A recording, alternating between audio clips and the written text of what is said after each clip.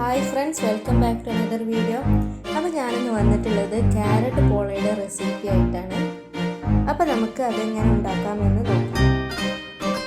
അപ്പോൾ അതിന് ആദ്യം തന്നെ ഒരു കുക്കർ എടുത്തിട്ട് അതിലേക്ക് 4 ക്യാരറ്റ് ചെറിയ കഷ്ണങ്ങളാക്കി കട്ട് ചെയ്തത് ഇട്ട് കൊടുക്കാം.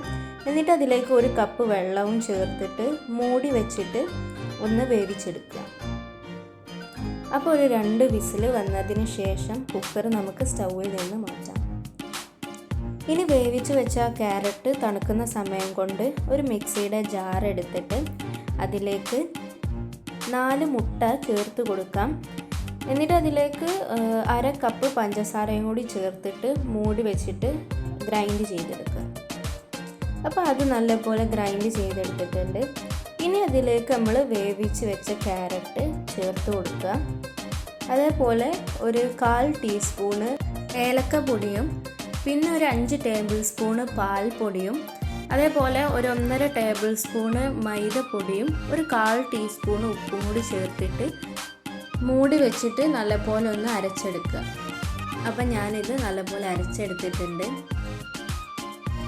അപ്പോൾ ഇതാണ് നമ്മുടെ ബാറ്റർ. ഇനി നമ്മൾ ഒരു പാന് സ്റ്റൗവിൽ വെച്ചിട്ട് 1.5 ടേബിൾ സ്പൂണ് നെയ്യ് ചേർത്ത് കൊടുക്കുക.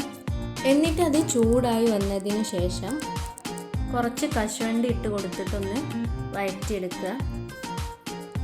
അതേപോലെ കുറച്ച് മുന്തിരിയും കൂടി ചേർത്ത് കൊടുത്തിട്ട് ഒന്ന് വഴറ്റിയതിന് ശേഷം മാറ്റി വെക്കുക. എന്നിട്ട് ബാക്കിയുള്ള ആ നെയ്യ് എല്ലാ സൈഡിലേക്കും ഒന്ന് സ്പ്രെഡ് ചെയ്തതിന് ശേഷം നമ്മുടെ ക്യാരറ്റിൻ്റെ ബാറ്റർ പാനിലേക്ക് ഒഴിച്ചു കൊടുക്കുക. ഇനി ഇത് നല്ലപോലെ ഒന്ന് ടാപ്പ് ചെയ്ത് കൊടുത്തതിന് ശേഷം മൂടി വെച്ച് ഒരു 5 മിനിറ്റ് വെയിറ്റ് ചെയ്യാം. അപ്പോൾ ഒരു 5 മിനിറ്റ് കഴിഞ്ഞിട്ടുണ്ട്.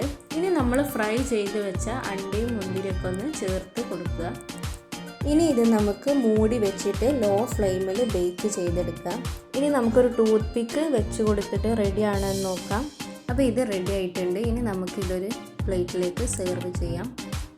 അപ്പോൾ ഇത് വളരെ ടേസ്റ്റിയും പെട്ടെന്ന് ഉണ്ടാക്കാനും പറ്റിയൊരു ഈസി റെസിപ്പിയാണ്. അപ്പോൾ നിങ്ങളെല്ലാവരും ഇത് വീട്ടിൽ ട്രൈ ചെയ്ത് നോക്കി ഫീഡ്ബാക്ക് അറിയിക്കുക. തീർച്ചയായും നിങ്ങൾക്ക് ഈ വീഡിയോ ഇഷ്ടപ്പെട്ടാൽ ലൈക്ക് ചെയ്യാൻ മറക്കരുത്. അപ്പോൾ പുതിയൊരു വീഡിയോയുമായി നമുക്ക് പിന്നീട് കാണാം. അസ്സലാമു അലൈക്കും.